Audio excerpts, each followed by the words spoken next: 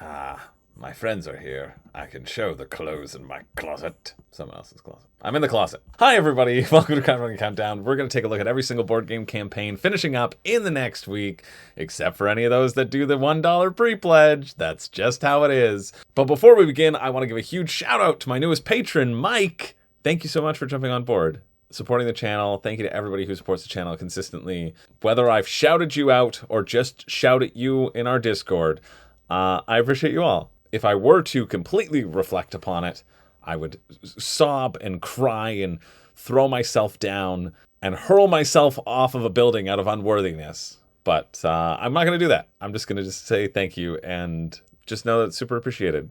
You're all amazing. I'm consistently grateful that I am able to do these sorts of fun things. Now on to the 22 tabs of rule books that I have to read through. Oh God. Let's get into it. We've got a pretty big week, but we're starting off not with crowdfunding, but with this cool article about Stonemaier. This is the 2023 behind the scenes stakeholder report for Stonemaier Games, where, Jamie Stegmaier goes through and says, hey, here's how many units have been sold. Here's what we made in revenue this year. And here's all of the people who we are paying. I think it's really cool. I think it's a really cool breakdown. I think it's an awesome breakdown of the amount of great games that Stonemaier's put out. Viticulture is awesome. Scythe is great. Wingspan is great. Tapestry, I still need to play. We can also see that it's almost been 200 million copies of Wingspan that are out there in existence. So I'm going to link down to this below as well if you want to read through it. I think it's really neat. And you can also check out the previous stakeholder reports as well. This is cool. The transparency here is so impressive. An interesting glimpse into a gaming company. Jamie says, I was originally inspired to do this by Steve Jackson Game. Say what you want about Steve Jackson Games, and I certainly have said whatever I want, which is usually disparaging, because their stuff on Kickstarter never looks good, and I'm not a Munchkin fan. But that's awesome. And then Pine Island Games and maybe the City of Games have done it in the past as well. So yeah, really cool. Like, I love learning about the industry. I love that Stonemaier is able to do well, and they make quite good stuff. Now they just have to sponsor the WSPG ring. They won't. They don't want to.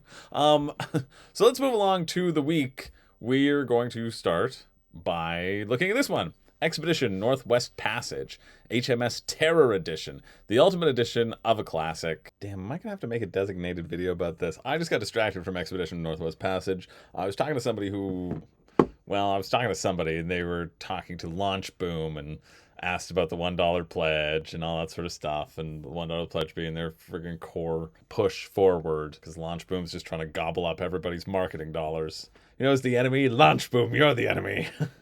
Anyway, feels like if people are still searching for this, feels like I may have to make a video. But that's not what this is about. Let's, I guess, learn, because I did not pay attention to that that video, so let's go find the rulebook. Seems like a tile. Well, it also didn't give us that much information. You're going to have to progress through the seasons, explore the Arctic region by creating your own map with other players, adapt to the seasons as the map freezes and thaws by maneuvering your ship or sled with care. But yeah, I told them I would highly recommend you don't do the $1 pledge, because I won't be covering it. And if you want me to do a playthrough of it, I'm not doing it if you're doing that. So, but it feels like that's a little bit less searchable, than an actual video with a title to have stuff on the issue, to add my voice to the support. I feel like Alex's videos are really well done, and he voices a lot of what I would be voicing as well. So I don't know. All right, let's look at this. Adapt to the seasons. The map freezes and thaws, and so you can move your ship or sled with care. Okay, so you have to go between ship or sled to run around. Fun to watch the landscape grow. You're probably right. 7.0 on Board Game Geek. That's not that good, unfortunately. I'm glad they're telling me, but I would remove it. A 7 has never been a passing grade for me. It's fine. That's why 3.5s feel better. 3.5 out of 10, but it's not something I'd ever look into with that rating. Solo and co-op mode, great. Don't know. One rulebook. Well, where is it? Choose your action. Move your vessel. Gain or place a tile. Discover a Franklin site. And more. I guess you're getting tiles and you can choose when to play them. You only have 7 crewmen each round. Great. Wish I knew what those are. Navigate through unknown. Oh, I guess your tiles probably go there. Navigate through unknown icy regions in the Northwest Passage, but don't forget to return to Greenland before it's too late. Score points by completing islands, exploring straits and Franklin sites, or by discovering an Inuit or Cairn token. Down the rulebook, yes. As you journey, the solar disk will determine how icy the waters are. As the water freeze around you, you have to be adaptive. Send your crew out on your sled or risk getting stuck in the freeze. Leaving your sled, your ship, or your crew behind will lose you points. Yeah, because you're leaving people to die, so make sure to plan ahead. Created by Yves Tourigny. Why does that name sound familiar? Cupcake Empire? No. Arkham Noir? No. Blueprints? No. Flicking Finches. Ah, that was the one that I probably recognized that name from. 10 rounds of exploration. Players will allocate their crew members to maneuver their ships and sleds. So those are your actions. The worker placement probably. Your workers probably have variable efficacy. Okay, you have this little token to show how the game evolves, what is freezing and what is not. That's cool. I like that as an idea. So draw a tile, refresh, and draw. Okay, place a tile, so you get a hand. Transfer crew, so you move them between your ships to be able to do different things. Move your ships, discover, and explore. And I'm assuming the number here is how many crewmen it will cost to move. Cool, I like that. Ah, cool. And you can choose to take more than one action on your turn, but it will cost you an additional crewman. But if you're racing for something, then you're spending those resources. Or if there's a really good tile that you want, you can pick them up. Yeah, you know what? I'm kind of surprised by the flow of this, but I think it feels fun. And obviously, in order to transfer crew member, they have to be on the same place. So thematically, it just all kind of makes sense. I like that exploring sites costs you so many crew members, because if you only have 7, this makes sure that you have to divide them equally, or you can not divide them equally, give yourself additional maneuverability, but then you'll be locked out of specific things. And I think that sort of tension that can come across is great. And they have a variable turn order. Cool. And you start in a certain spot, and you can go out, get a Northwest Passage token, and then come back, but you can get points along the way. So you don't have to go to the Northwest Passage. You can also just go and return to Greenland immediately. But then you're done. So kind of Clank-esque in terms of pushing your luck by how much you want to explore and trying to not get lost in the frozen tundra, with a little bit of Carcassonne mixed in, because as soon as player completes an island, they immediately earn prestige points based on the number of tiles that make up that island. I think this looks pretty fun. You know what? I think this does look like a 7 on Board Game Geek. And maybe that has completely changed, revolutionized my way of thinking about 7s on Board Game Geek. Dang, I was really hoping that this was Canadian, that the 52, because they're a Canadian company. They're out of Toronto, but it's around 70 Canadian, so what's shipping? I mean, is it free shipping to Toronto? No, it's $20. Group pledge, though, that's nice. Do like a group pledge. So it's about 70, well, to get to you in the US, if you're in the US, it's 67 US. I'm a lot more intrigued by this Kickstarter than I expected I would be. I think choosing the tiles is going to be interesting in terms of what tiles you can pull out and like completing those Carcassonne things. I think the race aspect is going to be interesting. Ah, okay. And so there's 10 rounds. I was just looking on how the solar disk moves, but it just goes one space counterclockwise. So these are the little spaces around the board. Boop, boop, boop, boop, boop. And so it goes 1, 2, 3, 4, 5, 6, 7, 8, 9, 10, I think. That'd be hard to get back to Greenland. But I love that a lot of stuff's going to get frozen, and then it's going to unfreeze. And you can plan for that, and you can know what's going to be frozen and unfrozen as well. Yeah, I'm surprised. I'm surprised at how intrigued I am by that one. Still comes out to, after shipping, around $100 Canadian, right? At $100 Canadian, it's not something that I'm willing to drop $100 for. I do like these little chests, even though I don't know if they're going to be useful whatsoever. But you do get a nice token. But you do get a few nice tokens in it. So yeah, that doesn't look half bad. You know what? I think that might even be a 7.5 on Board Game Geek. Don't sell yourself short. HMS Terror? Oh, Expedition Northwest Passage, I should say. Yeah, I think that looks quite nice. Raise 30K. I should probably deserve to raise more than that. Anyway, if you're interested in that, that finishes next Tuesday. No, that's tomorrow. That finishes tomorrow. Jeez, I must have missed this last week. But yeah, looks quite good. This looks better than anything that I looked at last week, in my recollection. Yeah, anyway, that finishes March 19th at 11 p.m. Let's keep it moving because we have too many tabs and I can't take that long with everyone. But I'm going to, because I have to, for my own sense of being and self-worth, right?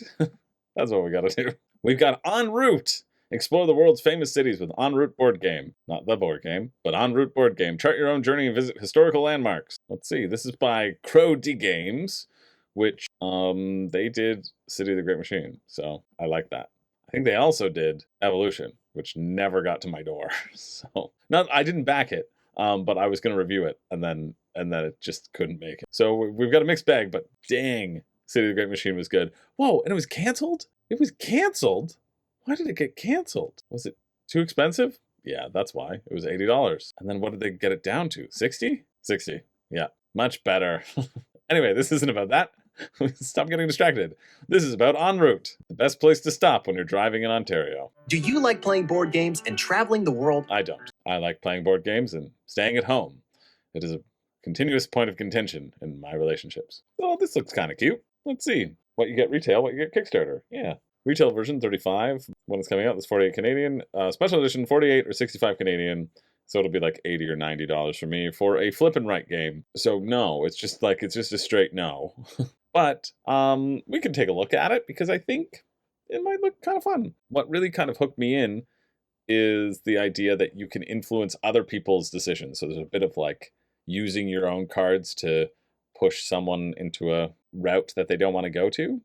That's what I'm intrigued by. Well, the Kickstarter does feel like a good pitch. 2 cities, and you have dice, and then you can use those dice for everyone else. If only that you had access to rules and PDFs after the fact, and if only somebody had dice in their collection already. But they make a good point. Well, I take it back. Well, that joke didn't work. Thanks a lot. Thanks a lot, En route, you thief of joy. All right, here's how to play. The active player plays 1 card from their hand face up, and then the players to the left and the right place 1 card from their hand face down. Okay, so it's just left and right. And then you reveal both of them, and you select one of them. You can upgrade gray landmarks shown on cards. You can choose a location corresponding to the coordinates and draw tourists in it. So the tourists that you're drawing in are circles, squares, that's what down there, and the coordinates are like 6 and 3. Oh, and that also gives you more variability as well. More choice of like 6 and 3, but it's better than A and B. Cool. I like that. I like that flexibility that's already there. Then chart route segments. Well, we'll learn what those are. Earn PPs for tourists and landmarks on your route. Sorry, so you're not only are you watching, if I'm getting the theme of this game right, not only are you watching the landmarks, but you're also watching the people. These tourists that you're putting down, it seems like you're living in the city. You want to view your beautiful structures, and you also want to look at the people looking at them. That's what you really want. You want to look at all those friggin' tourists gawking at the Statue of Liberty and not complimenting you on your beautiful green dress. How dare they? And then they have a bunch of different cities with some twists on them.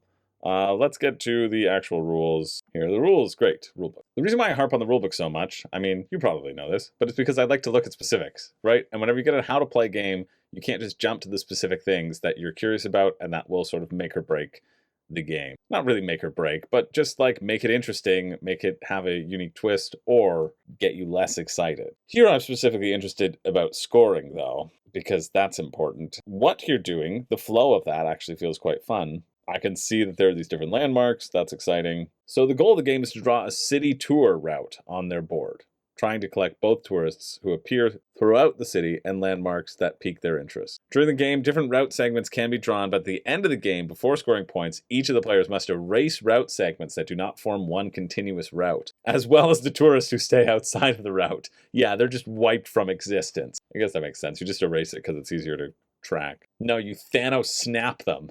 You're not looking at my pretty little statue. You don't deserve to be in this city. You don't deserve to exist. Anyone inside of a red circle? Oh God. Oh no. Oh please. That's as far as I could lean out. I'm on a stack of pillows right now in order to be high enough to use this table. How dare you? I feel personally attacked. Red circles are tourists who like noisy entertainment and crowded places, shopping districts, fair attractions, stadium and beaches. I hate all of those things. Just because I am noisy entertainment, okay, and the amount of characters in my head makes it feel like a crowded place, and just because I like getting all up on the dance floor, in theory, I don't think any of these are me. Where's the tourist who reads about it in a magazine and then plays 12 hours of Fortnite? Where's that tourist? So you can play up to 4 players in this game, too. which means you're only not doing something or making a decision for one turn. Yeah, I really like this flow. It seems like a fun, interactive flow. I like roll and writes, but I find that they're not interactive, and so this one does feel interactive. And then you can always add routes. You can always draw 2 routes attached to whatever you just put down, or 1 anywhere on the map. Cool. You know what? This looks fun. I think this looks fun. A solid 7.5. Like, games are fun. I know I said that's a bad score, and then I'm immediately being faced with games that are like, would probably be in that realm for me, and I would actively enjoy playing. I think that's the key, though. It's actively enjoy playing versus buying and playing like more than once or more than 3 times. Oh, okay. And then you just multiply them. So red is multiplied by red landmarks, green is by green, blue is by blue. Cool. Great. Yeah, looks solid. Now, the cost evaluation is a bit different. So 48 Canadian, what's shipping going to be like? I mean, you don't ever get the retail because it's just the retail. You can get your own board game store to get it for you for 48. For 48 Canadian, for like a little flip and right with a bunch of different maps, you know, Welcome to is like 40. So if it was around there, I'd be down for it. Shipping estimates are 12 to the US, 16 in Canada. So it'd be 60 for this special edition, which isn't horrible. It would be, you know, 64, which is like 90 something Canadian, which is too much for me for what I would enjoy this game for. But I think it looks good. Again, a solid game that just feels a little bit too expensive, but people have to make money somehow, so whatever. That finishes Wednesday, March 20th at 1 p.m. Next up, we have Final Cut, a horror movie card game from the creators of the Evolution of Horror podcast. Oh, yeah. I don't know. I don't know why I groaned like that. I thought I heard about it, this podcast recently. Well, as far as take that sort of card games go, this one at least has set collection in it, but they have this stupid thing where they have the slasher tier where you could get the VHS limited edition numbered VHS packaging number 76 to 125. I wonder if there are going to be any more slashers that appear later on that just magically happen, because you know why? It hasn't been made yet, and all of that limited time was just fake garbage. So we're not even going to look at it moving forward because I hate fake shit. And you suck, Final Cut. Don't do that. Moving along to Arctic Roll, a game of ice and dice. Also, it's just like you're making a set of cards. You want to get the sets in the top. Congratulations. If you get the sets, you win. You can also play each card to do something like take a card from your opponent's hand. So it's like pretty take that. It's fine. I was going to be nice to it until I saw that garbage. Let's look at Arctic Roll, a game of ice and dice, drafting dice and area control in the frozen north. Just a little single sheet print and play game, but I like looking at those, especially when I have a million tabs open and I should cut it for time, but I'm not going to. Head out across the ice to hunt for fish, compete over resources, use your dice to move across the Arctic, and excavate fishing holes. There's a bunch of different maps. It's pretty simple. You're going to roll 2 dice, you get to use one, and then everybody else gets to use the other one. You use 1 for movement, and then 1 for placement, where you place your hunters around the hole waiting to hunt those fish. Oh, and you all start in different areas. Okay, cool. I like that. On the map, so you're all kind of just working on the same map, moving towards the middle, trying to explore as quickly as possible, and there's rules. Yeah, great. Okay, and so you roll your dice first to pick your unique bonus, what action you're going to take, and then you choose the other one, which will be used for the hunting phase, and then there's a shared one. Yeah, nice little take on the roll and write genre. Only $5 for a print and play, €5, 8 Canadian. I mean, I don't really go for these print and plays, but I think the roll and write works quite well. And it's clearly resonated with a bunch of people. Oh, the 5 is only the solo? Ugh. And then the complete edition is 11? I don't really like that, but what can you do? It's raised a bunch of money, so congratulations. That finishes Wednesday, March 20th at 7 p.m. Moving along to Dying Light, the board game. Somebody was asking me, hey, can you please do 5 reasons for Dying Light? I said, no, it hasn't reached 1 million yet. Well, I didn't say that to them. I said that in my head. So to you, I say, no, it hasn't reached 1 million yet. But there were 5 reasons dropped down, and here they are. Number 5, even the Dice Tower couldn't make it look fun. Number 4, poorly implemented player elimination that does nothing to accelerate the game. Number 3, those cool 3D elements are just going to make the game harder to play by hiding areas of the board from view, although it's pretty cool how easy they are to assemble and store back flat. Number 2, it's another zombie board game where the zombies don't feel like zombies, just like Zombicide. And number 1, get a game that's available at retail instead. If you want to fight zombies, then Zombicide. If you want to run away from monsters, get Nemesis. If you want a Romero-like experience, get Dead of Winter. If you want to climb buildings, then get Assassin's Creed. Shout out to Vault Boy for doing the Lord's work as Vault Boy always is. But I'm going to look at this, and I'm going to dispute you. I'm going to fight against that. I think everybody should get it. Everybody needs this game. Sight unseen. I got no connection to Dying Light, but it's by Glass Cannon Unplugged, and they did Frostpunk, which, well, you know, people kind of enjoy. So maybe we will kind of enjoy this one as well. Run. I mean, these minis do look pretty freaking cool, though. So there's a 50 € version, a 60 € version. I bet it's the 60 that gets you all the good stuff. Oh no, the 50 is maybe an expansion? Oh, the minis. You get minis for $50. Yuck. You do get to parkour, though. Parkour! Ah, the standard Gamer's Pledge is only €185. But the deluxe Gamer's Pledge is only €200. But the standard pledge, €60 though, and you just get standees for the zombies and stuff. That's not too bad. Save €25 off MSRP. I hope the shipping is €26. That's what I hope. Kickstarter exclusives aren't that huge because they're just cards that you won't even know you're missing. It's a bit weird that the expansions of the runners, when they're giving you extra runners, they're not giving you minis for them. That's a bit weird. Right, this new runner. Oh, Lori miniature, Lori standee. Okay, so you can just play with the standees as well. Sweet. Okay, let's look at how to play. I do really love this mini though. Like just kicking the zombie into a post, and same with Rowan as well. Oh, Cayman needs to have killed that zombie much sooner than letting him bite him in the boot. And Gale, Gale seems awful. Everybody else is like action posing, and Gale's literally just running away and not doing a good job, and is also underwater for some reason. I'm intrigued by these buildings. They kind of look fun. Here's the assembling the buildings. Let's see. Boom. A, B. You know what? That is pretty smart. That's a really smart way of making furniture. I wasn't going to be sold, but now I'm sold. Of course, you have to make sure the right side goes in the right spot, but still. We've got biters. We got virals, so runners. We've got volatiles, so big runners. We got howlers, so the Last of Us villains. And we have goons, so anybody watching Room and Board right now. We got demolishers, so me when I take my shirt off. We got revenants, which is actually me when I take my shirt off.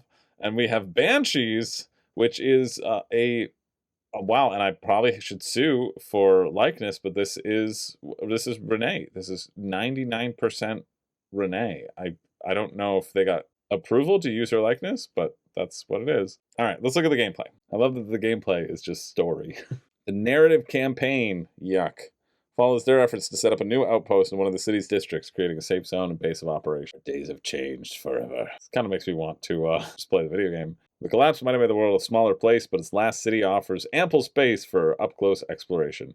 Each scenario brings you to a different district, so it's just scenarios. It's all. You navigate vast regions of Vildor, traversing its infested streets to gather the necessary resources, establish safe footholds, and explore dark zones in pursuit of hidden stashes. Moving around the game board is dangerous. I almost said delicious, but that's a different game, as there are always the risk of encountering enemies or just bad luck and potential injuries resulting in things like environmental hazard. This is reflected by using special risk dice that serve to heighten the suspense of potential enemy spawns, momentum loss, or even... Yeah, we get it. Do we get it? I think we get it. The story progression and shelter management aspect of the game will be particularly interesting to those of you who have played games such as This War of Mine or Frostpunk the board game.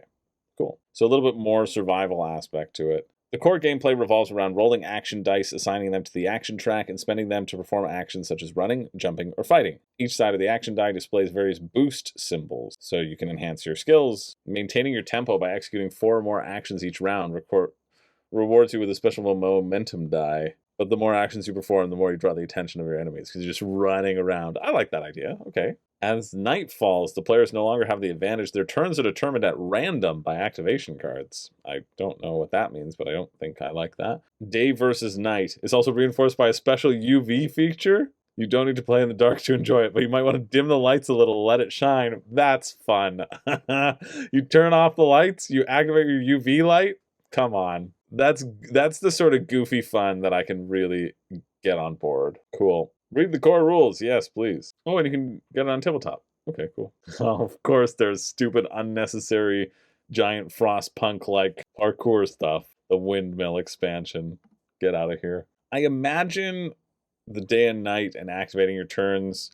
I imagine it's just, you still can choose if you run somewhere, but there are other determining factors. I think the standees are the better way to do this, right? You often don't need the hordes of this stuff. You're going to always be checking for exposure as well, drawing those sorts of exposure cards from an exposure deck, depending upon all the risks that you've taken. Cool, there's just different ways to move around, which is running, climbing, and jumping. You can jump between rooftops, which is sweet. I think the jumping, yeah, I really like the jumping. I think this is kind of feeling a bit, a bit Zombicide-esque, sure. But for me, I'm hopeful that it will encourage you to not fight. I think games that make you not want to fight are interesting, because so many games are revolved around that fighting, and here, I think this game might be revolved around you bursting through, right? Man, the risk rolls, though, seem awful. Everything is bad.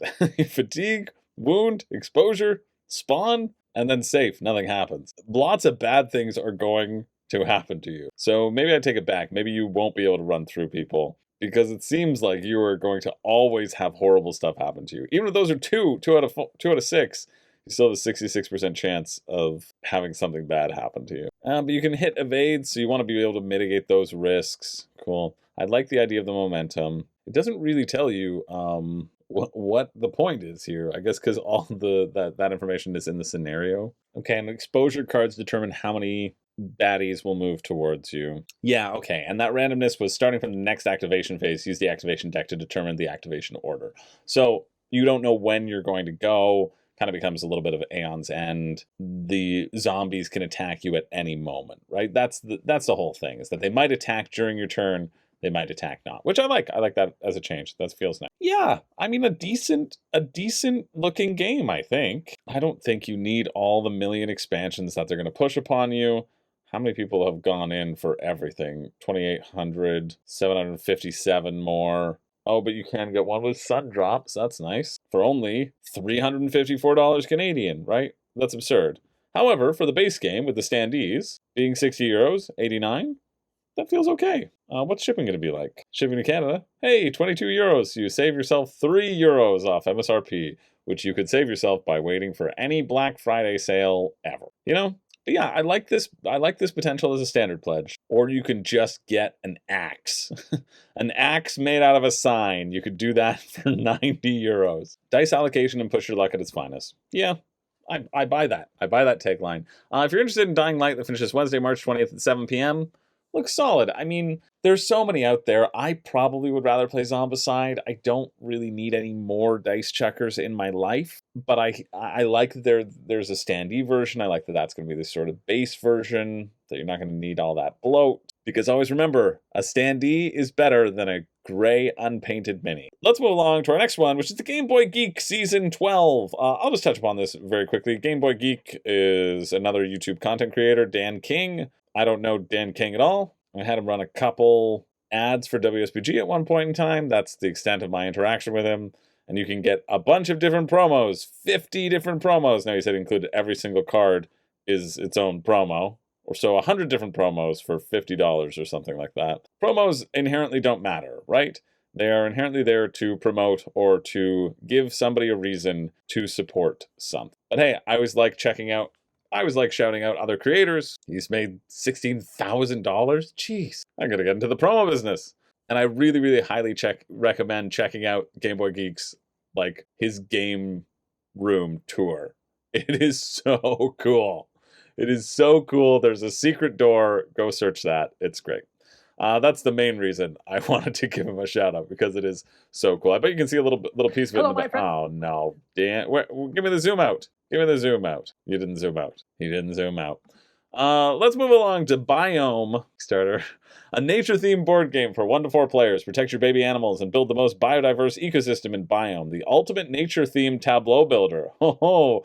Yeah, excuse me, Everdell. Excuse me, Meadow. Biome would like to have a word with you. They're throwing down the gauntlet, saying the ultimate nature-themed tableau builder. Well, let's just see about that. Well, it's raised $400,000, $296 US. So some people agree. Yeah, not a horrible looking game. Seems like the conceit of it seems pretty neat. First-time creator. Wow, great job for a first-time creator. I certainly hope you didn't do a $1 thing. and I have to roll this all back. I'm so scared now. But yeah, the conceit of this seems neat in that you can build your own little thing that can protect against predators, or you can go full predator, which can then attack your opponent's tableau. I think that might be a little bit neat. Card placement, engine building, resource management, and more. Premium wooden straw nests, premium feel, wooden components, straw nests, and attractive card designs. Plus fun facts. Oh, well, there you go. I mean, Biome comes with real straw nests, and yes, you get to put baby rabbit and chick tokens in your nest each spring. Well played, Biome. Very well played. All right, let's see how to play. There's going to be 4 seasons. Oh, but that's just a round. Interesting. In the standard mode, babies are born in the spring, while in summer you protect your babies and feed them so they may fledge and leave the nest. Additionally, in the advanced mode, each fall, so just play the advanced mode, each fall an animal migrates to an opponent's biome. Oh, interesting. Maybe don't play that. While in winter, your reptiles will brewmate. That's like mating, but over a nice cup of coffee. I can't believe I looked up brewmate and it was just coffee. Oh, I hate myself. Brumation is a state or condition of sluggishness during winter. Oh, so it's like hibernation, but it's not hibernation. It's a cold-blooded version of hibernation. In the action phase of each season, you get to activate the ability of each plant or animal, but each action can only be used once per game. Interesting. Play your birds and rabbits next to plants, so in the spring they'll make nests and have babies. Yeah, you got to get the sweet plant loving. But beware, in the summer your opponent's predators are on the prowl, where you can maybe eat each other's babies. Uh-oh. Nature is brutal sometimes. Wonder if there'll be any octopuses in this biome, hey? Hookah, ha-ha. Octopuses have chromatophores, leucophores, and iridophores, whereas chameleons only have iridophores, iridescent cells that reflect the light back at different wavelengths and polarities, how they change color. There's your octopus fact, you monsters. I'm running out of lines in the script. Okay, where's the rulebook? Oh, come on, Biome. Don't tell me you don't have a rulebook. Straw nests do look adorable. You're very correct. Custom pulp trays. That's kind of cool. Bountiful Biome and screen printed rabbits and chicks. Oh, it was an early bird for 49. But you can do a double copy. Double copy I like. Then it's 45 US. Instead of 54. Really love that. So 60 Canadian. Yeah, I like that. Find somebody, just do the MLM marketing for them, and you'll get a deal. I'm into it. Shipping and taxes, US 14, Canada 25. Yeah. So cheapest it would be for me would be, I don't know, 80 or something. But where's the rule book, though? There we go. Oh, thank goodness. Thank goodness. I mean, rule book being, I don't know how far down the page. 3/4 down the page, not excited about. But I was worried that I was gonna have to go into a rage, and I don't have to this time. Webster's Dictionary defines biome as an area of the planet that can be classified according to the plants and animals that live in it. All right, so here's the overview of a phase. There's gonna be seasonal events. You can take one action in a season. A lot of this seems like simultaneous play, and so not as much interactivity until you get to summer. You're gonna draw 2 cards from the main deck, so there's no real choice as to what cards you're getting. You just have to play with the cards that you're dealt with. Then you can collect resources. But again, it says during this phase, players may collect 2 resources of their choice. So you just get 2 things. So no real game in terms of how you get the stuff. It's choosing what stuff you need to get and choosing to deal with the cards that are in your hand. And then you can play 1 card. You simultaneously play 1 card from your hand into your biome, while sunlight tokens are required to play plant cards. Food tokens are the resources cost to play animal cards. However many points is worth, you get that many points. And then you have the seasonal event. So in the spring, animals will make birds. That's not how that works. Birds will put more birds into their nest. You know what I mean? The birds and the bees happen. And then summer, predation. Summer seasonal event begins with predation, which is when all predators activate automatically one at a time. So the player with the fewest points on the point track gets to activate their predator. And then you basically attack a nest. It's not that interactive. I was really expecting to be blown away here. I was very excited by what was being presented. And looking at the rules, it doesn't excite me that much. Then when the babies leave, it gets you points, and they're just worth points. And then you have the action phase, where you can use your actions on your cards, but you only ever get to do them once a game. So it's not like you're even engine building. You've got a slow resource grab. The point track, this is potentially interesting. When the point tracker lands or passes a bonus space, you get to do a thing, which is either like draw a card, get some sunlight, or play 1 card for 1 fewer resources. That's the more interesting thing. But these are also defined on the track, so you have to time out when you can do it. And then you're pushing for additional objectives. Game end, 1 to 2 ways, passes 120 points, or the first player to fill up each habitat. So the first player to play 18 cards. So 18 rounds probably, unless everybody is slow rolling so that they can play bigger things. I'm not sold.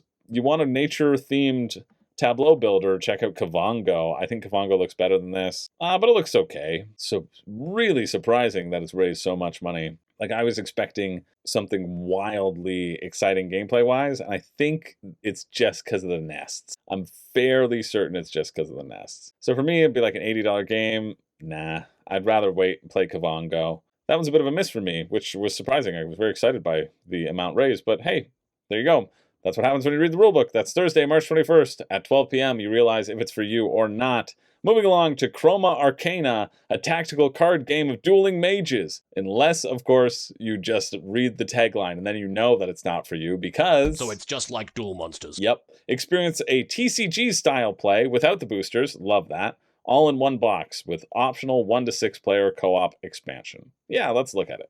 Cool. Base game, £29, Canadian $50. I'm intrigued by what I saw in the video. Again, we got to go to the how to play, but the idea that you draft your deck right before, that the drafting is just part of the game, it gets that draft aspect. You don't have to buy all those friggin' magic packs. You just get to have a game that incorporates that drafting idea in it.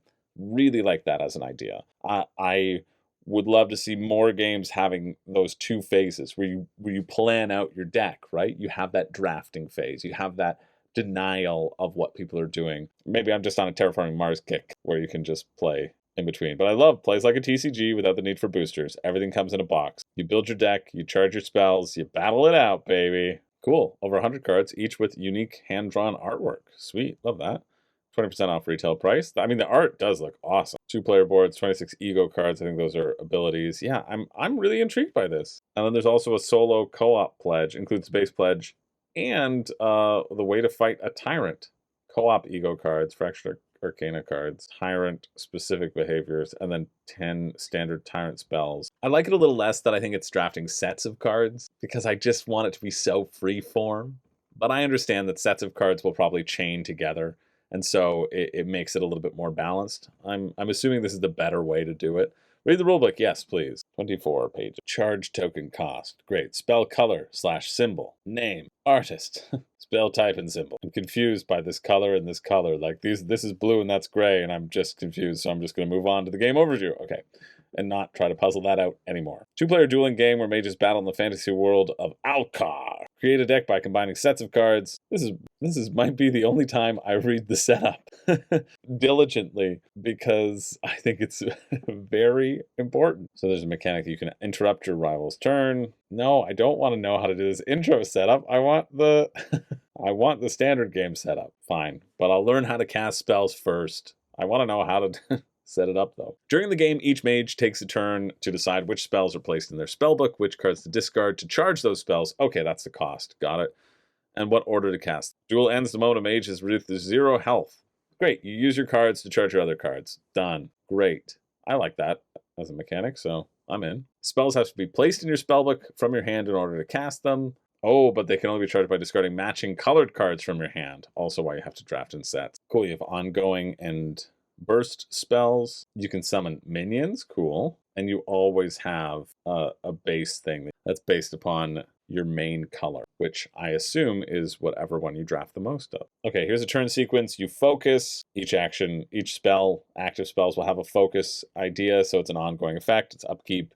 Then you have prepare, where you can place any spells you want into your spellbook or add a charge token to a spell of a matching color in your spellbook. Oh, was that it?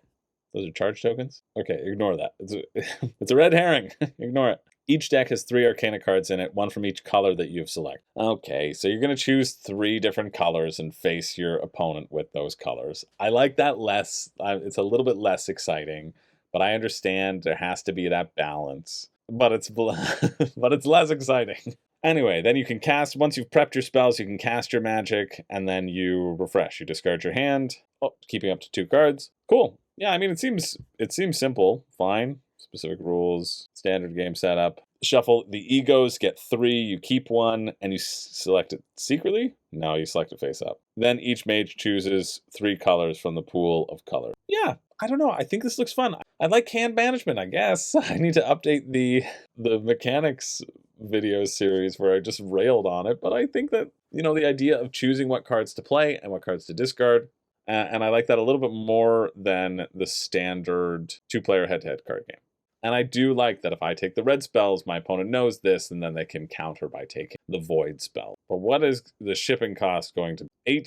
€8, 22 to get to Canada. So it's going to be like $80 for me to get this game. And at $80, it's not something I'm willing to take a risk on. Like, the art looks cool. I think the flow of the game also looks cool, but just, you know, too rich for my blood.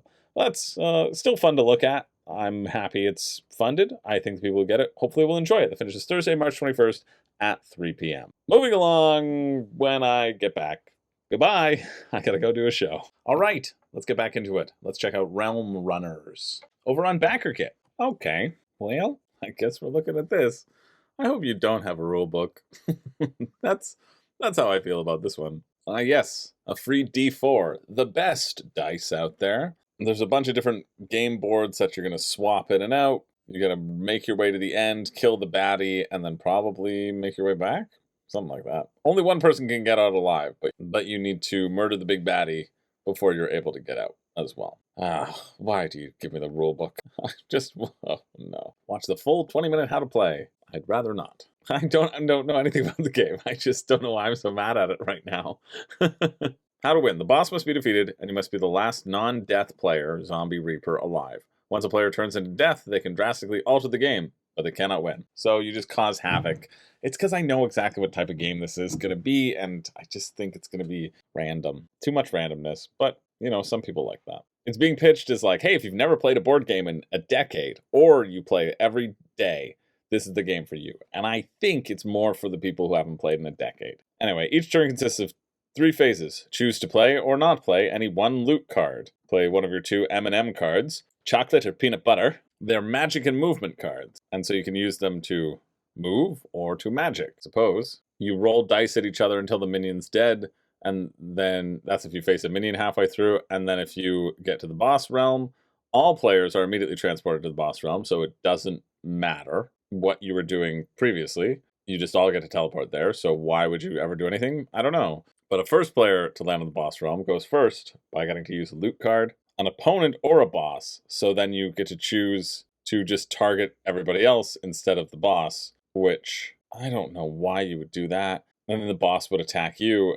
I don't think I would ever attack the boss, because the more people to take more damage to the boss, the less my chances are of winning. I don't think this looks good at all. And then, great, when you die, you can become a zombie, or you can wait for somebody to resurrect you, or you can become a zombie where you can't win, but you can hurt players or the boss. So basically, it's like, hey, it's a literal king-making the game. I don't understand. There must be some sort of following behind this art style, because I don't understand how it's raised this much money. It makes sense for it to be over on BackerKit, and I didn't think that I would get to say that joke, because I wanted to hold it back in case it was, you know, too mean. What's even shipping going to be? Oh yeah, of course, BackerKit won't let me jump there effectively because it's horrible. Shipping 25 to maybe 65 to Canada. Like, oh yeah, and we don't, because BackerKit's stupid. It doesn't show you how much. And this is $69? In what world should anyone be charging $69 for this? I'm sorry, but this is not a good deal whatsoever. I think the gameplay looks very boring. I think it is overpriced, and I don't find anything redeemable about this game, unfortunately. Which makes sense, which is why it's over on BackerKit, because it already has the fandom to fund, so that's what's happened. Great, let's move along to something hopefully better.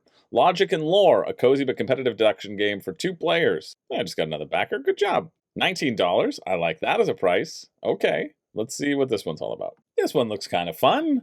It's kind of like a little competitive Hanabi. I got a very good sense of how to play just by that video. You're going to reveal 2 cards, and they're going to ask questions until you get a yes. And the fact that you can ask questions until you get a yes makes me think I could break the game on my first play. Are these cards not this thing? Right, you want the no's. You want to ask questions that will give you the no as an answer. And you want to get all of your cards in alignment from 1 to 9 first. And for some reason, you have dragon tokens. Just because that's fun? Maybe? Maybe. Check out the current rulebook. Yes. It says it's likely to change before the game releases. Definitely not the final version. That's kind of a cute note. If any player is younger than 10, they can find their age and start the game with it revealed and aligned. Little helping hand for somebody who's 1 year old and is playing this game. Only 1 year old. Oh, cool. The questions are on the alignment. Questions 1 and 9 are always selected, cannot be unselected.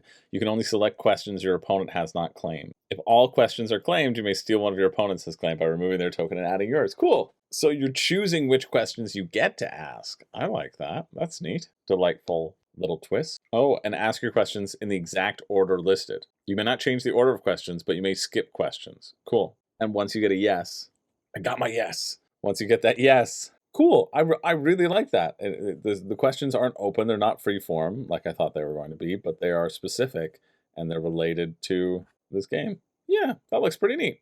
$19. That seems... Wait, what were the dragons for? Oh, because you're putting the dragons on the cards. That's what those dragons are for. I'm caught up now. Right, you're going to put the dragons on the cards. Cool, yeah. And you can do an easier version or not. Great. $8 print and play. Love that. $19 for the base game. That's $26. And then what's shipping? Shipping to the US, $4. Nice. Shipping to the world, $6, because it's going to be a very, very small box. Sweet. So $30 if you want that as an idea. Conversely, you could just do this with a deck of cards and some coins, but hey, I don't want to tell you how to live your life. It definitely looks cool. Cute little game. That finishes Friday, March 22nd at 1 a.m. Moving along to this one. It's another print and play, but I thought it looked interesting. The U-Boot Fighter board game strategic combat print and play. Immerse yourself in the world of underwater combat, take command of a submarine, or be the commander of a ship in an exciting game P&P. I'm interested in it because I think it's asymmetrical. And so let's check out to see if there's anything here. Any potential at all. 30-second trailer means probably not. Okay, great. Love when they don't tell me anything about it. There's a hunter, you're going to be crossing out things on your display. There's a submarine where you're going to hide. And there's no rulebook. Why is there no rulebook? Well, we're moving on. Sorry about that. Guess it sucked. But maybe this one won't. Well, maybe Kickstarter will. Oh my God, stop it. I'm looking at the title. Do you see this? I'm putting my mouse over the literal title and then it gets rid of, okay. FantasyForm, a button-shy wallet game, a solo fantasy adventure game of rival alchemists, changing events in powerful elemental forms that shape your journey, only $12. Plus space-shipped reprint and expansion collection wallet. Cool.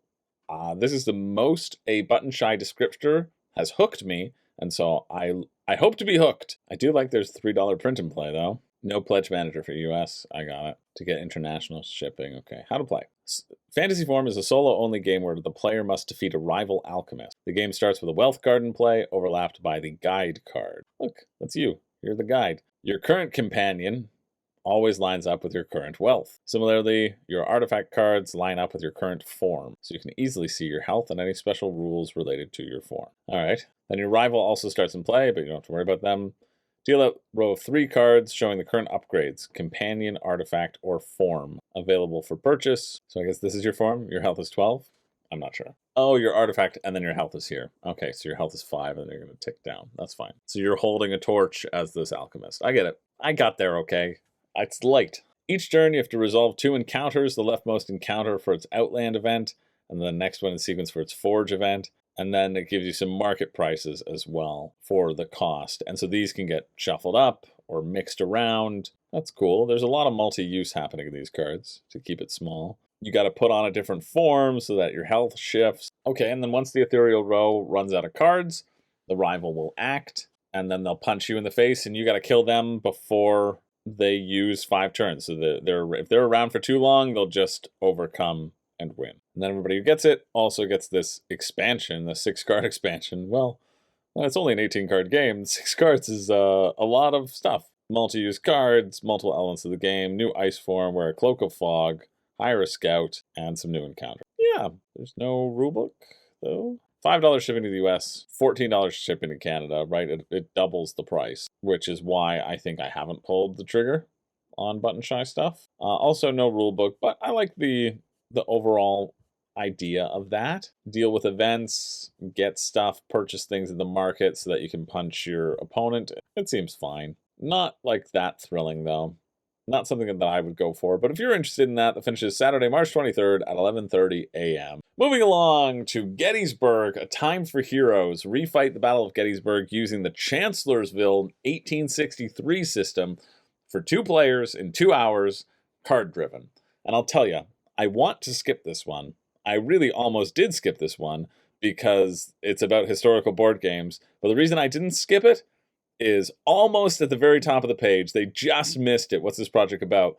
How to play. Boom. Rulebook right there. And I said, you know what?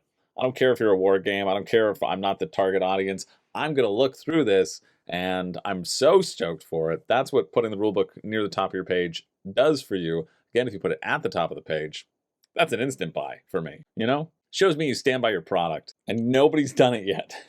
In the last 1,800 campaigns, haven't seen one. So let's check what this one is. Oh no. I already regret my decision. Well, I wish I knew what Chancellorsville was, because then I would be able to deal with it. You have my Howard Hancock. You have my Slocum Slickles, Sedgwick. You have my Anderson Early McClaws. Like I have your faltering confidence and confused retreat from this episode of Crowdfunding Crap. It was a cramp, just for those who misheard. You can be the hero at Gettysburg. Well, really, there was only one winner of Gettysburg, and that was the Union over the Confederate forces. And when you play the Confederate forces, well, nobody wins. Only one side should win, and that's the side that wasn't into slavery. That's the side that should win. It's just like, I get historical games, but I don't really get it. I don't really get why anybody would want to play as like the pro-slavery people. It's like, how I want to spend my time? Putting a white hood over my head and enslaving human beings. I think I want to play this game, and I would like to take the side of the Confederacy, and I would like to choose the option of, oh, wait a minute, we realized the error of our ways, and we came to a lovely union together and said, whoops, guess we shouldn't enslave one another. Let's burn all copies of our flag so that dumb pieces of garbage in the 21st century don't take it up when they just want to be intolerant of other people because they didn't get enough love as a child. So yeah, I don't think I'm gonna look at this. Even though the rulebook was at the top of the page. Yeah, Chancellorsville had an outstanding solo system. Well, Gettysburg, US, a similar solo system? No, there's not a solo system. You must play as the Confederacy. $35 in shipping, and the campaign, it's probably what, $100? $70, so $100, $105. I really want to read through this, but I'm just not gonna. I think that's, honestly, you know what I mean? Somebody needs to take his skull out of his grave and just, desecrate it or something. He did all these other great things. Yeah, no, pro-slavery. Full stop. Goodbye. Let's move on to Earth Matters game. Seeds for Earthy Action. Inspire lively conversation about our awe-inspiring home, planet Earth, with this unique board game. Okay, so this is just like a conversation, talky sort of game, which will not really be interesting. 33 backers have raised $11,000. Let's do some quick math. That's an average of $360 each backer has spent. I don't think they have. Earth Matters teaches kids and families about the complexities of science through joyful and active play. Playing Earth Matters introduces kids and families to challenging topics in a non-threatening way. There you go. While seemingly simple and light, the content encourages broad global thinking. That's good. This is the sort of game General Lee needed to play. Earth Matters' card-driven nature includes hand management, token collection, storytelling elements. It focuses on smartly playing your cards to move your player piece across beautifully illustrated habitats, gaining energy tokens, critical habitat rocks, and earth treasure shells for endgame victory point scoring. Humor and social equity are undercurrents used throughout. Damn, I wish that was my tagline. That's what I'd like to aspire to. I really would. If I could get that, that would be nice. I don't think I'll ever make it. I take too much money away from publishers to have equity, right? Is that how that works? Risk-reward strategy. There's a sadly, you are endangered. Oh, this is bleak. Getting high point value tokens without becoming endangered and losing all their tokens or points. Semi-cooperative. Fun events, role-playing prompts. What is the storytelling elements? Tell me anything about it. I don't want the parts. I want to know actually anything about your game. Just anything at all. I don't want to know your thesis statement. I want to know how to play and how it works. And I don't think you're going to give that to me. Come on, Earth Matters. Where's your rule book? Where's your descriptor? You can't just say, ooh, this is going to really blow your mind with climate change.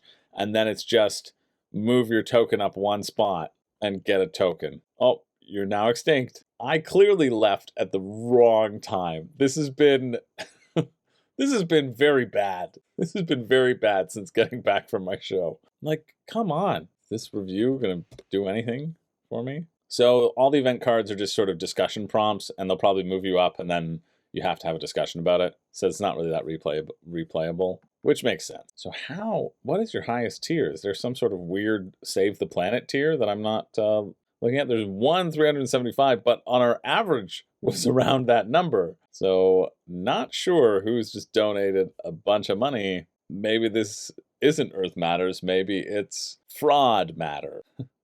Money laundering matters. You know how we can inspire our planet Earth through laundering money through Kickstarter.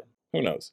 That finishes Sunday, March 24th at 9:37 a.m. If you want to take a shot on a sketch of a game that they don't actually tell you how anything's going to work, because you're just going to grab a card and then play it and then move, and you're just talking about the prompts of the card. That's what this means. Lively conversation. I didn't even watch the video. Don't think I'm going to. Let's move over. Oh, I was excited to go to GameFound because I thought it was Cogito ergo Meeple, but that's at the end. We have Candy Hunters. It's Halloween. You go around to the houses with the other kids, collect candy, but it won't be that easy. Of course, you have to collect as many sweets as possible, but avoid the ghosts. Okay, let's look at it. You know what? Not bad. I thought this would suck, but I think it might actually be okay. Seems very simple. Great video. How much is it?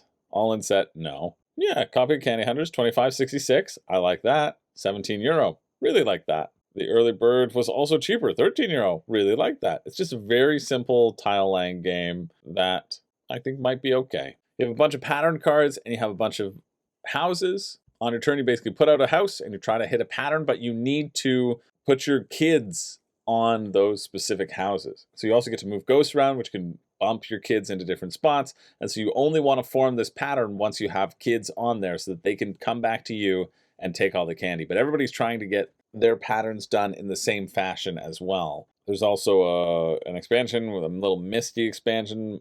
Who cares about that? Rules right here, but I think I pretty much covered it. Yeah, it was a great informative video. Only 2 pages of rules. Yeah, boom. Action. Place a building tile. Then action. Move a ghost. Action. Score your pattern. Action. Exchange a pattern if you hate them. Action. Place your player tokens so you can get more kids on the board. Boom. Repeat. 5 rounds. Try to get the most pattern cards. 2 point for pattern cards. 2 point for candy. Sweet. And then there's some sort of like puzzles, which is like a solo style. Who cares? But yeah, you know what? Not bad. 25 Canadian. That's how it's pronounced. Shipping is €9. So we like 35. Little tile game. Quick, easy to play. I'm surprised, but I think this looks enjoyable.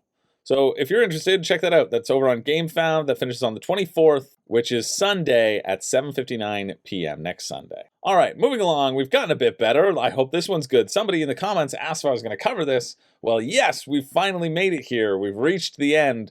The Presence, a Victorian horror board game, a horror board game of trust, tragedy, and the unknown, a semi-cooperative game of one versus all or one with all. So it's a semi-cooperative game, but it's also one versus all, but it's also cooperative. Well, they were weird in the Victorian times, you know. I might let it slide because it's a product of its time. It's a relic of history. It was made back in the Victorian era, which I definitely know the dates to, but I can't tell you because the video is going. Sorry, the video is going. That actually seems like a fun pitch.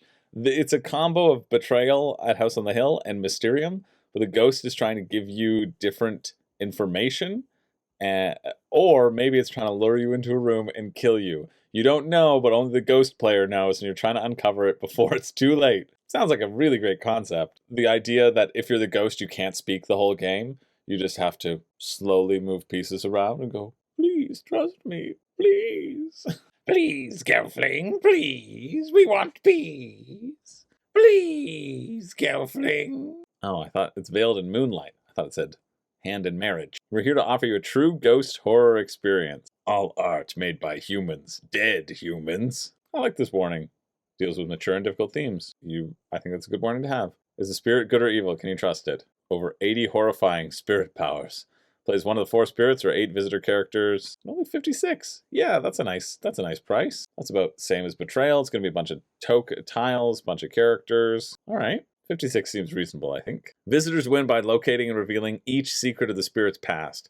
To reveal the secret safely, they must find and discard clues underneath it. The spirit wins by fulfilling its hidden goal and maybe acting with or against the visitors. A good spirit will soon lose control, while an evil spirit grows stronger. Time is ticking. So as the visitor, you'll explore the manor, look for clues and information. You have your own set of action cards and unique powers. Okay, cool.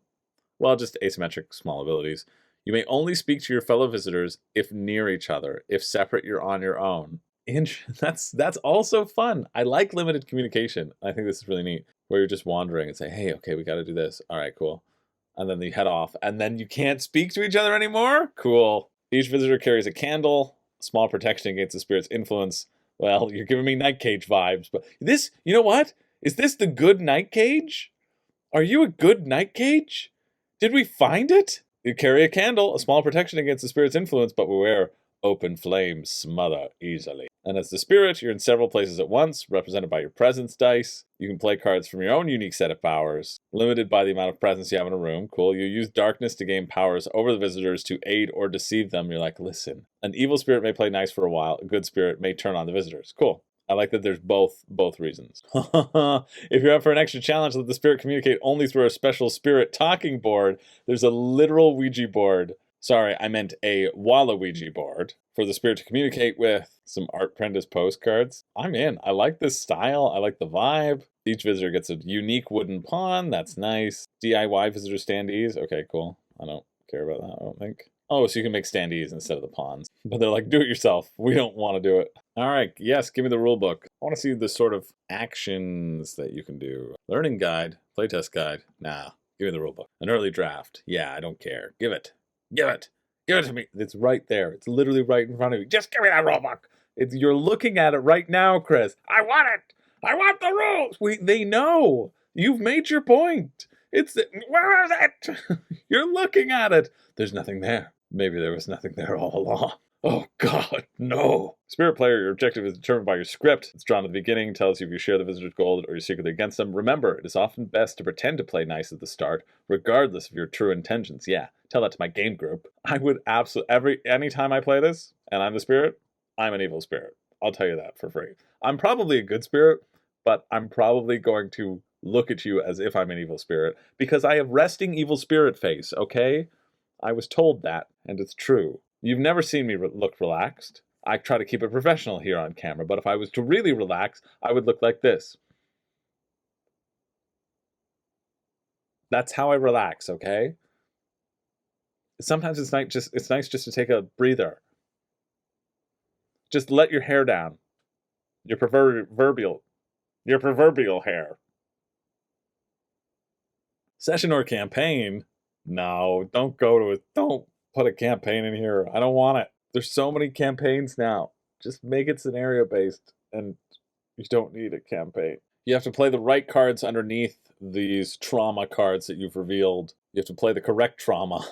Because if you don't have the correct trauma, well, things are going to go really bad for you. If you didn't see that person drown horribly, well, you are not prepared to deal with the visions that this spirit is going to show you. You got to discard clue cards together to build knowledge about what happened. That's fine. All the concepts right now, I like. I just want to see if the game looks fun. All connected rooms that share an open door are within hearing. So you can shout through doors, but when doors slam, you can't hear each other anymore. While alone, you may not give strategic advice to other people, ask others for advice. I like that it specifies strategic advice, but you have to play it full hog, in silence. But while you're alone, you can describe your actions as you're taking them, tell people when it's their turn, ask about or clarify rules, point out rules violations, speak about anything outside the game. I like that.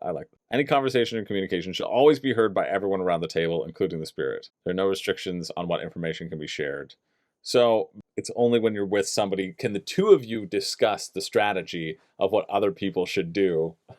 Like, whoa, I certainly hope that Billy over there is going to get me a new candle. That would be important. And Billy's like, I have a plan and I'm not doing that, but I can't tell you. Oh, right. I forgot about this. All card powers require a specific amount of presence to activate. You can increase your presence by discarding cards in dark rooms on your turn, so you want the candles to go out. And even as a good player, you want them to go out. You can also increase the dice within hearing when a visitor suffers fear. Presence is the ease in which you will influence the world of the living. The more they believe and fear you, the more power you gain over them. Don't ever let them forget. Also, when somebody dies, you can leave the pawn in the room. They're allowed to speak with a ghostly voice to anyone within hearing, but no longer count as a visitor. I really want this to be good. I hope this is good. It seems like it would be fun, but I don't know if it'll get old. But okay, game rounds. Finally, 18 pages in, now that we've gotten over the terms. Visitors take 3 main actions. Then the spirit turn uses a present dice, plays spirit cards. Upkeep, time marker, moves up the hope track. When you run out of time, hope has eroded. You can take a bunch of quick actions or a main action. They're all on the cards. You can use a room. There's some actions printed on the rooms. Okay. And there's basic actions. Move, rest, trade are always available to you. Oh, trade you can do for free anytime. I always hate when you friggin' trading is an action, because then you're never going to trade, right? Like, if trading costs you an action, you will never trade anything, ever. Then the spirit moves the presence die, 1 room. You obviously can ignore walls and doors. You can increase. Then you get as many actions as people, I think. No, that's just your hand limit. I guess you do get to play spirit cards. Show the card to all players. You may activate one, both, or both the powers of the cards, as long as you reach the threshold. Some require presence to be spent. Otherwise, you can just use it. And the visitors are collecting these clues that are around. I think the gimmick here is what is going to be the fun part. What's shipping? Let's see. 16 to the US, but 5 for an additional game. 29 to Canada. Ugh. So 5 for an additional game. It would be over $100, which is, I think, too much. But for US, you know, it'd be 70 something. I don't know. I think this could be a good one. I think there's a lot of fun silliness that could happen here. And yeah, just seems neat. Definitely seems neat. So if you're interested in that, that finishes Sunday, March 24th at 10 p.m. Moving along, it's another roll and write that's been comboing things together. I don't know. I don't think this one stands out for me, but it's raised a whole bunch of money. You roll the dice, you choose one of the dice to get the equipment, and you choose the other dice to research something. You send people by using equipment to do things on the planet. Some things look very exciting to me, and that's why I talk about them as roll and writes. This one doesn't, but it's raised a bunch, so I don't know. I'll leave it in the links if you really love roll and writes and you think this picture is the most exciting thing you've ever seen in your life, and you think this picture is even more exciting, and you like the idea of just ticking boxes and then moving those tick boxes to a larger map where you can tick more boxes, well, this seems like it's the one for you. But I don't think we're going to look into it any further. We're going to move on to something that isn't funding and probably won't fund, judging by its funding goal, but I'm going to mention it because I think it looks cool. This is Scribble Me This. Draw pictures and solve riddles based on drawings, a fun party game that makes you laugh and think, from Steve Finn and Zach Guido. This looks like a combination of telestrations and something else that I forget, but I'm going to watch the video to remind myself of it. But I remember thinking this looked fun when we were hanging out with Steve Finn on the R&R show. So what's the combo again? Let me refresh. Oh, of solving riddles. Yeah. So there's going to be a riddle, and then you have to draw the answer, and then people have to figure out, I think, Jeopardy style, which a riddle was. Honestly, all of these drawings are way better than anything I could do. Yeah, so you're going to each get some clues, the answers to riddles. You're going to put them all out in the middle of the table, and then you're going to shuffle up the cards and pull them out one at a time. Be like, hey, here's the riddle, and then you're going to assign them and try to assign them to the things. It's not cooperative, though, so you write your own answer. You think, okay, I think that's B. I think that's H. And the person who gets the most answers wins. You might run out of stuff because if you know the answer to the riddles, I could see it not having as much replayability. I don't like that you get points if people guess your drawing too, because I think it's funnier if the drawings are bad, but I guess you have to have a chance, you know? So, includes 500 riddles. That's a lot. And I think it's pretty decently cheap. Yeah, 35, 48 Canadian. What's shipping like? Free shipping! And free shipping. I think this is a good game. And I'm surprised. I'm very surprised that it hasn't funded. Very surprised. Yeah, but I think it looks like a really nice blend of existing party games. And it gets the fun of telestrations with a little bit more of a gamified thing. So if you like riddles or you like telestrations, I'd check this one out. maybe back it and follow for when it gets relaunched. I assume they'll relaunch it at some point. Yeah, really surprised this hasn't done well, probably because there's nobody marketing it. Let's see if anybody is. Do you have any playthroughs? Yeah, you do, okay. Oh, but it only ships you to the US, that's why. Only ships to the US, so you can only get it in the US. But for $35? I don't know. Check it out. It finishes Monday, March 25th at 10 p.m. Moving along. See, this one is a tough one, because I don't think I'm covering Ostia. I don't think I'm going to. And this is a tough one. But I don't think I'm going to charge them $2,664 to cover this in the future. Because Ostia looked good. This is a casualty of the $1 pledge, the $1 pre-pledge. Ostia, way back when, looked good. And they have expressed that they thought that it was a common practice of a pre-pledge thing and that they won't ever do it again. But as far as I know, they haven't taken any steps to like scroll anything back. Changes regard to access. Okay, let's see. The campaign was set up so only backers with a standard pledge or higher could access the add-on, but it will be changed so the $1 no reward pledges can access add-on. It will allow us to more easily access our other game. I can't find mention of it, but I know that think they did mention that they weren't going to do it again. And so, Ostia, I'm not going to completely disparage you because you've got a very supportive backer who sent me a very nice email also supporting the team of Stellar Drift who aren't going to do the $1 thing again. I'm bringing this up because our voices are important, and if we want something to change, there are companies who will listen to that voice, and there are companies who will double down and say, we don't give a shit, we only care about making money and bleeding the stone dry. Kind of what the team behind Kinfire Council or whatever, Kinfire Chronicles, certainly seems like that right now. And so I'm going to save my rant for whenever we cover that, because boy, oh boy, they need some PR and media training. You know what? Yeah, here it is. Look at this. This was shout out to Morganite, who said this on a review of it. And they said that they were passing because they hated the $1 pre-order. 100%. You're awesome. I would pass too. And there's a really lovely reply from the publisher. This was 2 weeks ago. I'm the publisher of this game. I'm a Japanese game publisher, and I asked an American marketing agency, Launch Boom, clearly, to give me their opinion on how to make it more known in the US. They told me that $1 VIP pledges are all the rage in the US and are a popular way to get the word out. Well, they certainly are providing all the rage. Maybe that's what they were saying.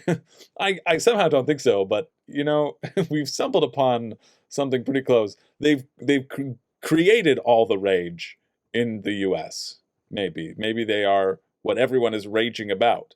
Unfortunately, that does not seem to be true. I received several messages from several people in the US hating this VIP system, but we'd already started it. I think it's very likely that in our next campaign we will not use this method. Well, very likely is not we won't use it, so just like that.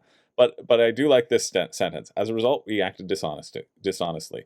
I'm very sorry. We will make sure you get all the benefits through the campaign add-on. I love that they were charging $1 to not ship to people. They're asking for $1 for a new supporters expansion. Okay, now I know what it was. Now I can see if it's been added. Anyway, I feel like I've spent too long on this trying to find out if I should cover it. I really don't know. I don't know. Maybe somebody can drop in the comments, somebody who's been following this a little bit more strictly, but just by judging by that response, and because everybody has been vocal, they got the rule books. Nice, good job. Oh, that's a nice channel. Board Game Perspective. They were giving away a bunch of games around Christmas time to honor a family member that passed away, I think. I don't know. Someone drop it down in the comments. Feels like Ostia is cheaper than it was. Because I think Ostia might have been my pick of the week way back when. Like, I thought it looked really good, and I was excited to check it out. And then 7,200 yen. Yeah, 63 plus shipping. So it's gone down in price, which is really, really good, to 48. Maybe that's, you know, discounting the stretch goals or whatever, but still. But we're not talking about Ostia. We're not talking about Ostia. It doesn't get its coverage. Maybe if someone in the comments is like, no, they took away that $1 thing, they have made it right, and they've definitively said that they aren't going to do another $1 pledge, maybe. Because I almost covered this. Like, they almost sent me a copy of it. And then I didn't have time for it. And they said, okay, well, our warehouse had a bunch of stuff damaged, so we can't send things out. But I presumably was interested in covering this down the line. And so I'm only going to do that if they never do the $1 pledge again. But yeah, so we'll see what we say. We'll see if people in the comments can let us know or not. Appreciate you all. Let's move along to somebody who didn't do the $1 thing, and that's Idea, Improbable Dungeon Eccentric Adventures. An ironic full co-op TTG. Is that just tabletop game? They're just saying that's the acronym we're using now? For 1 to 4 players, roll dice and slay enemies in this craziest corridor crawler of crawl crime. I don't have high hopes, but you know, maybe I'll be surprised. I like that one's name was Duvet. No, it was vegan. Seems like there's a bunch of standees. Ugh, and this is 59 euros or 88 Canadian, or there's 99 euros, 146 Canadian. Who are the people backing this? The bundle edition, 19 backers? Oh, there was an early bird standard edition, which was the same price as the standard edition. Cool. I do like this idea though. You roll your dice to determine what actions you'll even be able to take. I think that's kind of fun, and then you have to deal with what you've got. You have to defeat a lane of people together. You make your way through the different dungeons. That's it.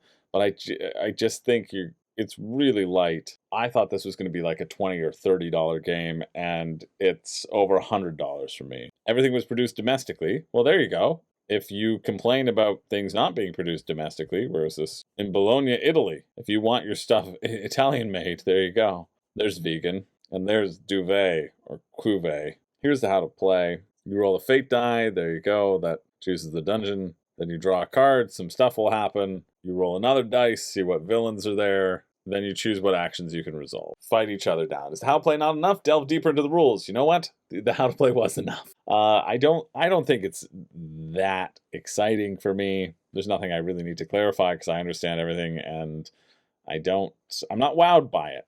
Well, I think, you know, some people have been wowed. I think this is certainly better than Rival Realms or whatever that was called. Realm Runners? Yeah, oh, way better. If you were backing Realm Runners, throw it in the garbage and go back Idea. Because I think this is going to give you the same feeling, but there's going to actually be a little bit more of a game here. It's a cheaper price, and you get nice standees. Yeah, if that's your bar, if that's what you're looking at, if you're a Realm Runner, you should be an Idea maker. That's who this is for.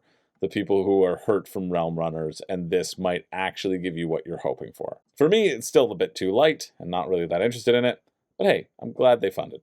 Congratulations. That finishes Tuesday, March 26th at 11:59 a.m. And finally, we made it. Our last one of the week, something that I'm really, really excited to check out. This is Meeple Inc. by Cogito Ergo Meeple. Meeple Inc. is a worker placement style game for 1 to 6 players. Take on the role of board game creators competing to build the greatest board game in the world. So you have a whole just bunch of components. This is also finishing on that Tuesday at 1 p.m. But Cogito Ergo Meeple, I've been a very big fan of. You know what? Haven't even played any of their games. But they did an awesome documentary about Monopoly on their YouTube channel. That was awesome. And I loved it. And they put so much work into it. And I feel like they've just been caring about this industry for a very long time. And I'm excited to see what this game is all about as we see what it takes to make a board game. We want a calyx that's got a big old tentacle face in there. It's canon. Great. Now that you've basically given me what amounts to a porn for board gamers, let's figure out how to play miniature board games. Yeah, this just looks fun. Favorite by Cogito Ergo Meeple. Yeah, they did Solar 175, if I recall correctly. That's the title. I do like this little graphic, and I see what I will be missing out on. The base game is sitting at 80 Canadian, 45 pounds. Okay. The deluxe is 120 Canadian. It's filled with a bunch of deluxe fuck components, which I get. And then the all-in, which is what everybody's been getting. You get the deluxe box, golden pair expansion, metal coins, custom miniature wooden tables, and more. You just get a whole bunch of little doll houses. Oh, I hate that I want that. I hate that I do. I won't be getting it, but I hate that I want it. What have you done to me, board gaming? What have you done? Golden pair expansion, $53 for a bunch of golden pairs? No. Beak size instead of wingspan. That's a pretty good joke. That joke might be good enough to make it work.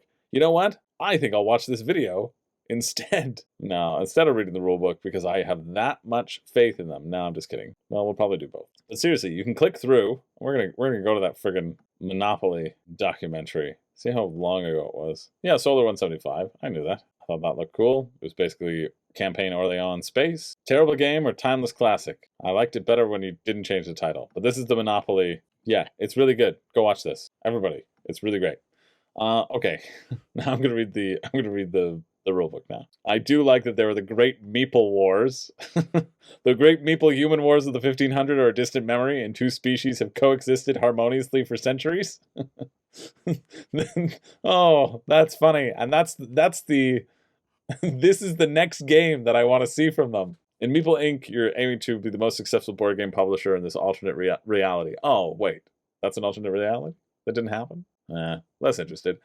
To do this, you'll be assigning your workers various jobs to make the greatest board games imaginable. The player with the most victory points at the end of the game is the winner. That's just so funny. Awards go in the award shelf. That's your calyx, because you want to put it on the top shelf of the calyx, and it'll be better, worth more points. Bunch of standees. Uh-oh. This game looks very fun. Oh, and this is great because I'll always get to go first. Okay, so you have a lot of stuff that you can do in this worker placement. You're going to have two different types of workers, the meeples and the specialists. I think it's a little bit racist, the meeples. I think this is what the Meeple Wars were all about. But now the meeples just have to do the basic jobs, and the specialists can come up with all these special abilities. That feels a little pointed at the meeples, and I'm sure the meeples are about to revolt any day now. The specialists will give you icons on them. You see these little circles, these blue circles. That'll tell you the type of games you can produce.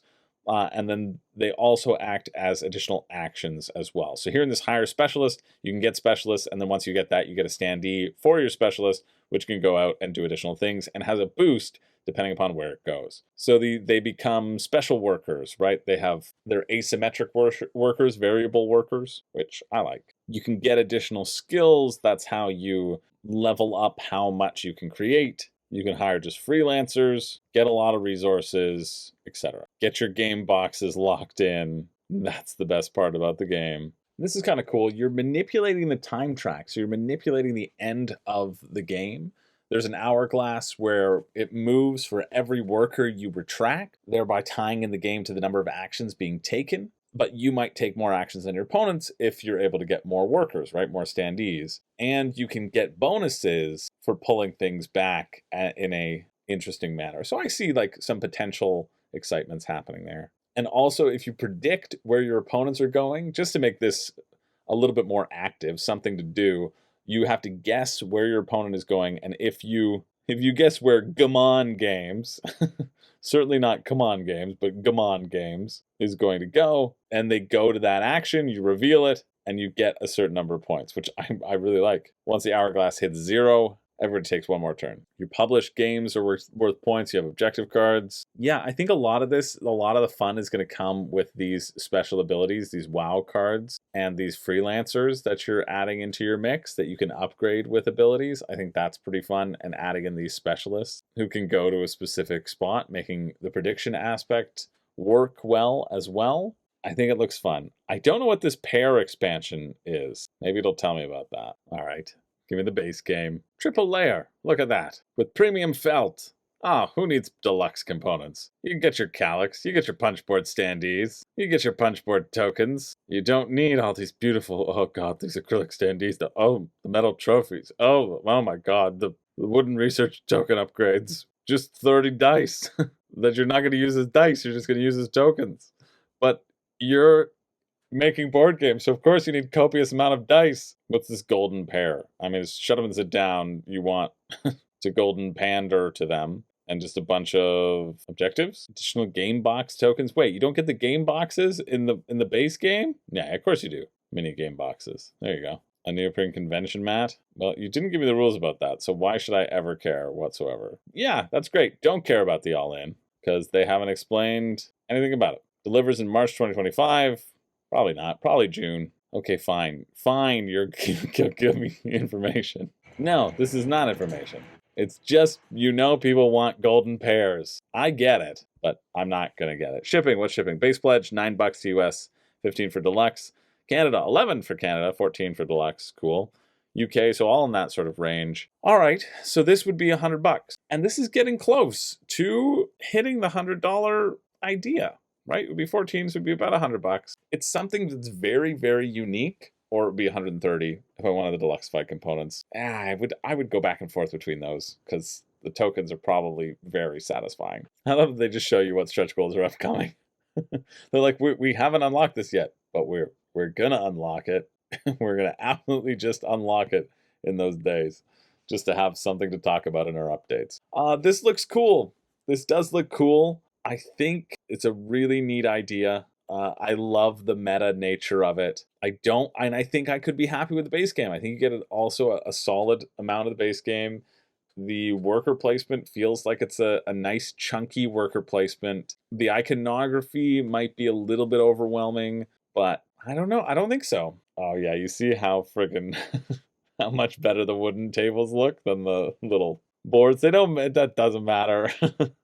I really like the prediction element too. The prediction element actually might be the thing to put me over the edge. I'm close on this one. So if you're interested in that, that finishes on Tuesday the 26th at 1 p.m. And that's it.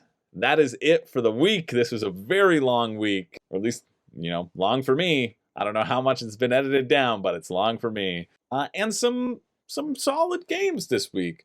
I do definitely have a pick for me and a pick for you. I'm just deciding which way they go, because I think I have 2 picks for me and no picks for you. So we'll make one of them a pick for you, just an honorary. Some of the things I was thinking about that I don't think are the official picks. Let's go back to here. Expedition Northwest Passage. Could make a case for it, to be honest. And same with En route. As we went through and went through all this stuff, I kept on thinking, wow, at least we got 2 good ones from the beginning. Dying Light, the base game, also seems reasonable. Then we had a whole bunch of nothing. But I think the pick for me is going to be The Presence. Yeah, I think this one looks fun. I like the idea of the limited communication that is there. I think it can be just the right amount of silly. I don't think I'm going to get it, but I'm the most interested in this one because I think the feeling and the vibe that it creates around the table is unique, and I'm always on the lookout for unique stuff, right? And yeah, it just seems like the right amount of silly, and you can really get into the theme or you cannot. If you don't get into the theme, then probably not. I mean, I have been burned by the candlelight before, and not in a good way. But I think the concept of this, and that you could be a good spirit or an evil spirit, is really hooking me in. Scribble Me This could have been a pick for you if it funded, but I think Meeple Inc. is going to be the pick for you. I think Meeple Inc. is the pick for you. Again, that's the second time a Cogito ergo Meeple, or a Cogito, as everybody else is pronouncing it, makes it into this sort of pick of the week status. I think the actions in here look interesting. This is one that I'm more likely to pick up than The Presence, I think, because I like worker placement, and as much as I like theme, and as much as I like feeling and ambiance around the table, I know those things have more of a limited, not a limited shelf life, but they're more limited as to when I'm interested in them and when I'm going to pull them out. And so something like this, I could see pulling out a lot more frequently. I think it's clever. I think the deluxe bits look fun, and I think the all-in is dumb and stupid. And so I think your choices should be between the 2 things that have the fewest backings. Obviously, the base game or the deluxe, if you want deluxe fire components. I can see that as a little uptick. It's about a $40 uptick, though, when I think about it, just for some little, components. But hey, I think it looks fun. So there you go. Those are my picks. It's my pick for me, pick for you. Thanks, everybody, for watching. Big long week. Let me know if I missed anything, and let me know what I should be looking for upcoming, and also what you got going on in your own lives, because I like you. Thanks for being here. My name is Chris George, and you know what? I don't have a catchphrase. And I don't even have a kidnapped cat. I was coming in late at night last night, and a cat ran into the house. I'm at a different house, so Artie and Tato didn't maul that cat. And then I sat with that cat for a little while. Jones, according to their QR code collar. And then I said, "Do you want to go outside, Jones?" And he went, "Hmm." And then she went to the door and she left. And luckily I found out today, it was a good high, that the owners texted me back. They're like, "Yeah, she's very clearly an outdoor cat. I'm glad you did not kidnap our outdoor cat." And she was roaming free. So we had a lovely, this one's for Jones. This one's for little Jones with the little yawn. Artie and Tato, don't get jealous. You can run all over me in the night. Anyway, thanks for being here. I guess it's 2 weeks in a row we've ended with cats. But last week it was, Artie's birthday, so he deserved it. Hope you all have an awesome day. Now, scram, you losers.